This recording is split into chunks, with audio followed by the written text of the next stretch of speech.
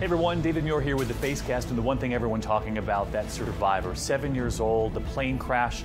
She tried to light a fire in the woods with branches that she'd found. Unable to start that fire, the 7-year-old Sailor Gutzler, the sole survivor, walking away from that deadly plane crash through the darkened woods to try to find help. Well, now the NTSB is hoping to speak with her for any clues as to what could have brought the plane down in Kentucky. She walked nearly a mile to find a home with a light on before she could get help. Now to the one number we're following, and it's the big headline in Boston, 1,200. That's the jury pool in the Boston bombing case. The final panel of 12 jurors will decide if 21-year-old Dzhokhar Tsarnaev is guilty of planning and carrying out those bombings that killed 3 people and injured hundreds near the finish line of the Boston Marathon. That was in April of 2013. His lawyers requested a delay in the trial, saying it would be difficult to find an impartial jury in Boston. That request was denied. The one headline for the medical unit, and perhaps you've seen it in your own family, the flu, now hitting 29 states hard. In fact, 21 children have died so far from the flu this year. Experts say this year's vaccine is a bad match. And to the one sports celebration that has a lot of people taking a second look. That's New Jersey Governor Chris Christie right there, so excited at the big victory. The problem is, he's cheering on the Dallas Cowboys. After that pass from Tony Romo clinched the team's place in the playoffs, fans in New Jersey wondering why their governor isn't rooting for a team, well, a little closer to home. They were answered by the governor's brother on Facebook, who told those who complained to, quote, get a life. A family known for being blunt. One more thing, I'll see you on World News Tonight. Hey, it's David Muir with the FaceCast today, and the one thing really we can all relate to, from Washington State all the way to the East Coast, the cold, and in some places it's turning deadly. In fact, that winter weather system expected to bring more than a foot of snow in some places today, with blasts of Arctic air to follow, the snow creating dangerous driving conditions. Look at this. In Minnesota, a 14-car pileup briefly shutting down the interstate there. In D.C., there's a reason they call it the White House today. The district hit hard as the new Congress is sworn in. Republicans, by the way, taking control of both the House and the Senate. That's the first time in 8 years. Now to the one place in America where they're buzzing with new electronics, and in fact, if you were ever a fan of the Jetsons, it seems that day has come. All those items at the Consumer Electronics Show this year in Las Vegas, and the one thing we never thought we would need, meet Belty, the world's first smart belt. The belt automatically loosens apparently when you've had a little too much to eat, vibrates if you've been sitting too long, longs the size of your waistline, or as I'd like to call it, the belt I will never buy. Then there's the selfie drone for your wrist, the personal flying camera that folds into a bracelet to wear on your wrist and then takes flight just when you want those photos to be captured. Wearable devices taking the Consumer Electronics Show by storm this year. And to the one climb everyone is watching, and this is really unbelievable. 2 men attempting what's being called the hardest rock climb in the world today. Scaling a half mile of flat granite 3,000 feet over Yosemite Park using only their hands and feet, resting on these 7-foot wide nylon tents right there, taking breaks for food, coffee, and to regrow the skin on their fingers. Who knew that was part of rock climbing? And how long does it take to regrow the skin on your fingers? Anyway, one more thing. We'll see you on World News Tonight. Hi everyone, David Muir here with the FaceCast, and of course the one thing making headlines around the world, that terror attack in Paris. It was a brazen attack, and look at this video. The gunman there, shots ringing out, 12 people killed as 3 masked gunmen stormed the office of a satirical magazine. The editor of the magazine and 1 police officer among the dead, according to French police. The gunmen fled the scene and later hijacked a car, setting off a massive manhunt. This evening, thousands gathering in one of Paris's most famous squares in support of the journalists. And to the one major break now, we're just learning new details after the disappearance of that passenger jet. We've been reporting now on the search for the missing Air Asia flight. Search crews have now discovered the tail of the plane. Indonesian officials now confirming that divers took these pictures just hours ago on the bottom of the sea. Air Asia markings on the plane, and you can see the A right there from the tail number. A critical discovery, as officials believe the plane's black boxes could be buried in the mud along with that tail, holding recordings of what the pilots might have been saying and doing leading up to the plane's disappearance. And to the one thing that's probably all over your Facebook newsfeed already, the one blast from the past today. Taking us back to the 90s, that addictive game we all played, the Oregon Trail, the website, the Internet Archive, making the game and over 2,000 others available online for free. Perhaps we know what some of you will be doing in the next hour or hours. We'll see you on the trail. Or we'll see you on World News Tonight. Hey everyone, David Muir here with the FaceCast, and of course the big global story, the terror attack in Paris, and the one sign that says it all. You can see the sign right there, not afraid, thousands gathering in Paris after the deadly attack at the offices of that satirical magazine. Today those gathering for a moment of silence at the city's famed Notre Dame Cathedral, raising pens in the air, journalists across France in a show of solidarity. That magazine, by the way, announcing they will publish 1 million copies of next week's issue. Meanwhile, that global manhunt continues for the two gunmen. Back here at home, and the one thing everyone's talking about is the weather. And get this, more than 1 million school children staying home today, not because of the snow. Not a snow day, it's a cold day. Schools in the D.C. area all the way down to Nashville. But get this, schools in Boston actually closing, and they're used to this in New England. All states east of the Mississippi have wind chill advisories and warnings for wind chills that could reach as low as 45, 50 degrees below zero. And he might have left the building, but apparently he's still here. The one birthday image you got to see today. Today would have been Elvis's 80th birthday celebrations at Graceland, and for fans of the late king of rock and roll, a new website launching today, and one photography website doing this, using forensic software showing what Elvis might have looked like if he were still around today. That's one for the money. And one more thing, I'll see you on World News Tonight. Hey everyone, David Muir with the FaceCast here, and the one thing the world is watching today, those two hostage standoffs and what an incredible ending. Those two brothers, suspects in the attack on that French magazine, have been killed now after taking a hostage in a printing house earlier today not far from Charles de Gaulle Airport. Their hostage is alive. Residents were urged to stay inside, schools evacuated as gunfire and smoke were seen billowing from the scene about 20 miles northeast of Paris. Meantime, in Paris, the other standoff at that kosher market, the grocery store, that is also over. The suspect in that case also killed, police storming the grocery store, the hostages seen fleeing, French officials confirming a connection between the two standoffs. President Obama watching what's happening in France, but he's also traveling this country today, and the one major headline, free community college? That was the proposal he was talking about in Tennessee today. 2 years of free community college for American workers, all part of his preview to the State of the Union. Critics saying such a plan is almost impossible politically. They argue he has failed to lay out a budget for this. And one more thing, as this country gets ready for a weekend of football, a former Dolphin, well, seemed like a Dolphin. This is unbelievable. Rob Conran, 38-year-old former fullback for the Miami Dolphins, reportedly swimming 9 miles to safety after falling off his fishing boat in Florida, according to the Coast Guard. He was in the water for more than 10 hours. He was taken to a nearby hospital. By the way, 9 miles is over 158 football fields. That was quite a swim, even for a Dolphin. One more thing. We'll see you on World News Tonight. Hey everyone, David Muir here with the FaceCast, and the one thing so many people talking about, millions will be watching tonight, the first ever college football national championship right here at AT&T Stadium in North Texas. Typically the home of the Cowboys, but tonight it's all about the Buckeyes and the Ducks. 80,000 fans here to witness it. The stadium sold out. The Ducks are favored to win, but the underdog Buckeyes are undefeated against them in history, 8-0 in previous matchups. The fans are out here and at home. Buckeye fever taking over the state of Ohio. Look at this. Towns showing their allegiance by literally changing their names in support of the team.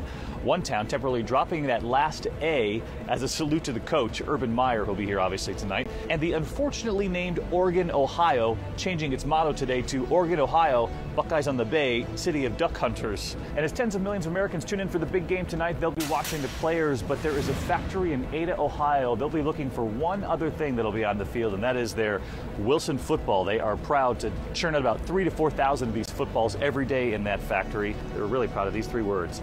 Made in America. And so are we. We salute them and the two teams here. And one more thing, we'll see you on World News Tonight. Hey everyone, David Muir with the FaceCast here. We start with the one image of that commuter nightmare. 6 people dead after a crowded commuter train slammed into a Jeep that was stuck on the tracks just north of New York City last night, sparking a massive fire that virtually melted the front car. The rush hour train carrying more than 650 passengers, more than a dozen people were injured trying to escape. One of those survivors talking to us. People started falling over each other. It was so quick. I saw flames coming at me about a foot from my head. The investigation is ongoing. Now to the one image from overseas, and this is just about everywhere today. Perhaps you've seen it, that airplane. This was just minutes after taking off in Taiwan. The plane crash caught on tape, narrowly missing a busy highway there, clipping a bridge, careening into a shallow river nearby. Rescuers unbelievably pulling survivors from the crash, including a child, from the water. More than 20 people were killed, 15 others sent to the hospital. The plane's black box has already been recovered. One of the pilots reportedly saying that one of the engines was down just before the crash. And to the one lesson today about not letting life pass you by, or in this case, a whale passing you by. Check out this guy. He's texting in a boat off California. Look at that huge whale just a few feet away from him, surfacing in the water. The guy who took the photo says the man never even looked up from his phone, missing the once-in-a-lifetime view. The whale's so close. Thanks for watching the whole FaceCast without getting distracted. I'm David Muir. One more thing, we'll see you on World News Tonight. Everyone, David Muir here with the Monday FaceCast, and the one storm everyone's talking about is the one hitting Boston yet again, and it's now been the snowiest 30 days on record there. Another 2 feet expected from this latest storm. Schools are closed again there. The city banning parking on the streets to make room for plows. So much snow that Gillette Stadium could be filled more than 90 times. Boston has already blown through its $18 million snow removal budget. So the one thing about your car today, could it actually be hacked by someone else, someplace else, because your car has become so electronic? A new federal report saying vehicles using wireless technology are now vulnerable to cyber attacks. Someone able to take control of your car with just a smartphone. They can gain information about where you're driving, when and where. The report adding that the majority of automakers are failing to protect new wireless features against the possibility of hacking. Now to the one moment so many people are talking about after the Grammys last night. There he is, Kanye West, rushing the stage after Beck's surprise win for Album of the Year. Deja vu for those of us who remember the famous VMA moment with Taylor Swift. Last night it would seem he's still backing Beyonce, backstage with E saying, quote, he should have given his award to Beyonce. And that's the FaceCast. Thanks for watching. One more thing. We'll see you on World News Tonight. Hey everyone, David Muir here with the FaceCast and the one thing and the one trial so many are following closely. The murder trial of that ex-Marine accused of killing Chris Kyle and his friend Chad Littlefield 2 years ago. Taya Kyle, the widow of the Navy SEAL depicted in the film American Sniper, clutching her military dog tags as she tearfully testified about her final moments with her husband, saying, we said we loved each other and gave each other a kiss and a hug like we always did. Today, the jury hearing about the crime scene at gun range where both men were shot multiple times in the back. So many people across this country today taking a moment to remember an extraordinary journalist, and we remember too. The North Vietnamese came into the area.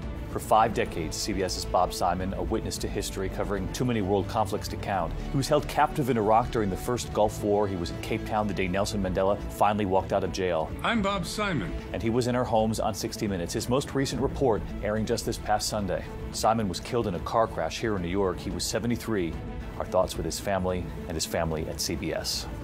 To one speech-making headlines today involving that Hollywood hacking scandal and some very candid words overnight. Ousted Sony Pictures co-chair Amy Pascal speaking out for the first time after that massive hack, leaking emails and Hollywood's dirty laundry. Critical words about Angelina Jolie and jokes about which movies the president might like. Many of her emails among those leaked. Everybody understood because we all live in this weird thing together called Hollywood.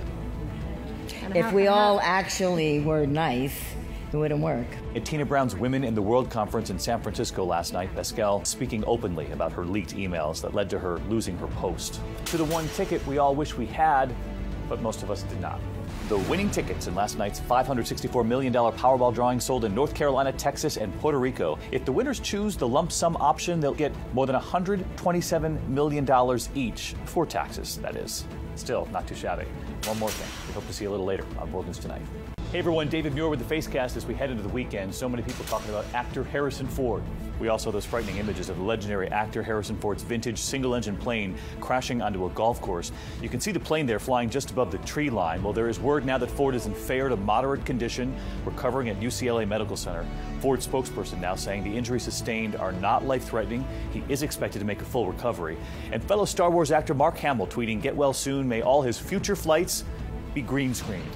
To the political headline of the week involving Hillary Clinton and those emails, and the question, did she break the rules after all? A senior State Department official telling ABC News Clinton violated state policy for 6 years, saying that under the rules, state employees could only use private email accounts for official business if they turned those emails over to the government. Clinton's 55,000 emails are now being reviewed and will take months to disclose. To the breaking news from the sports world involving a well-known college basketball coach. The NCAA has penalized Syracuse University and its legendary coach Jim Boeheim for violating numerous NCAA rules over the course of more than a decade. The self-reported violations include academic misconduct, extra benefits to players, and failure to follow its drug testing policy. Penalties severe, among them the reductions of men's basketball scholarships and the suspension of Jim Boeheim for the first 9 games of the 2015 season. Earlier today, the Chancellor of Syracuse saying SU did not and does not agree with all the conclusions reached by the NCAA. However, we take the report and the issues it identifies very seriously. And to the groundbreaking journey from NASA, it took 7.5 years to get there. The spacecraft Dawn set to rendezvous with the small planet Ceres today. The 3 billion-mile journey has reached a milestone as Dawn enters Ceres orbit. NASA tweeting out today, "Brave New World." And one more thing, we'll see you on World News Tonight. We hope you have a great weekend. Hey everyone, David Muir with the FaceCast here on a Monday, and to the one piece of video everyone's talking about. It is shocking in nature. It involves students at the University of Oklahoma. That university now severing ties with fraternity Sigma Alpha Epsilon after the video was posted online, allegedly showing students chanting racist remarks on a bus. The rant so disturbing, we're not going to get into the words that they use. The University of Oklahoma's president calling the incident reprehensible and disgraceful and ordered the fraternity members to vacate their house by midnight tonight. SAE is the country's largest fraternity with over 15,000 members, nearly 160 years on college campuses. Now to the one police case making headlines today, the shooting death of an unarmed teen. Over the weekend, several days of impassioned protests and memorials remembering 19-year-old Tony Robinson. Authorities say Robinson was shot and killed by police officer Matt Kenny Friday night after the police were responding to several disturbance calls involving Robinson. Wisconsin's Justice Department now investigating. To the one announcement from Apple today getting a lot of attention, finally, the Apple Watch. You'll remember it was a few months back they gave us exclusive behind-the-scenes access, CEO Tim Cook showing us his Apple Watch. Well, today, releasing new details. The starting price, $349 for the smaller watch, $399 for the larger watch, but it goes up from there. This is Apple's first brand new product since they announced the iPad. Now to the one flight making global headlines that involves no fuel all the way around the world. The Solar Impulse 2 will attempt to fly around the world without a single drop of fuel, completely powered by solar energy. The Swiss plane taking off from Abu Dhabi today will make several stops around the world, including Phoenix, Arizona, New York City. Flown by 2 pilots, the journey is expected to be completed by July or August. And we'll take flight with World News Tonight a little later. See you then. Hey everyone, David Muir with the FaceCast here on a Wednesday, and to the one horrible accident we're following. It involves a Black Hawk helicopter crashed off the coast of Florida. 7 Marines, 4 aircrew are presumed dead after the chopper went down during a routine training exercise. Debris from the aircraft located overnight. No cause has been determined yet. Now to the one piece of video that has so much of the country talking and more fallout. 2 students from that University of Oklahoma fraternity are now apologizing for their role in the racist video that went viral. Parker Rice, seen here leading the chant, said, quote, "I am deeply sorry for what I did. It was wrong and reckless." Meanwhile, another student seen on the video, Levi Pettit, releasing a statement through his parents. He made a horrible mistake and he will live with the consequences forever. To the one song so many of us couldn't get out of our head over the last year, it involves the song Blurred Lines, a Los Angeles jury voting unanimously that Robin Thicke and Pharrell copied the classic Marvin Gaye song titled Gotta Give It Up, and they ordered $7.4 million in damages paid to Marvin Gaye's estate. When I first heard the song, I was like, I've heard this before. Pharrell and Robin Thicke issuing a statement saying the ruling sets a, quote, horrible precedent for music. And to the one image of those 2 little siblings who saved their brother. That's baby Owen right there in the arms of a kidnapper racing down the street. And watch this, right afterward, his sister and then his brother following close behind with Owen's stroller. Neighbors could hear the screams, and by the time they came out, they learned the kidnapper had put baby Owen down. I thought he was trying to kidnap him. I ran and screamed. Weren't you afraid to be chasing after a bad guy? No. One brave little sister and brother saving their younger brother. And one more thing, hope to see you on World News Tonight. Hey everyone, David Muir here with the FaceCast on a Wednesday, and to the one global headline involving that terror attack in Tunisia. Gunmen opening fire just as tourists were getting off a bus in a coordinated attack on a major museum in the country's capital. Tunisia's prime minister saying there were up to 5 terrorists involved, 2 gunmen killed by Tunisian forces. And to the one threatening message making global headlines as well, and it involves the safety of U.S. officials overseas. The U.S. ambassador to Japan, Caroline Kennedy, reportedly receiving death threats. According to Japanese authorities, the U.S. embassy in Tokyo receiving phone calls in English threatening to kill Kennedy and another U.S. official. This comes just weeks after the U.S. ambassador to South Korea was attacked by a man wielding a knife. The State Department saying today, we take any threats to U.S. diplomats seriously.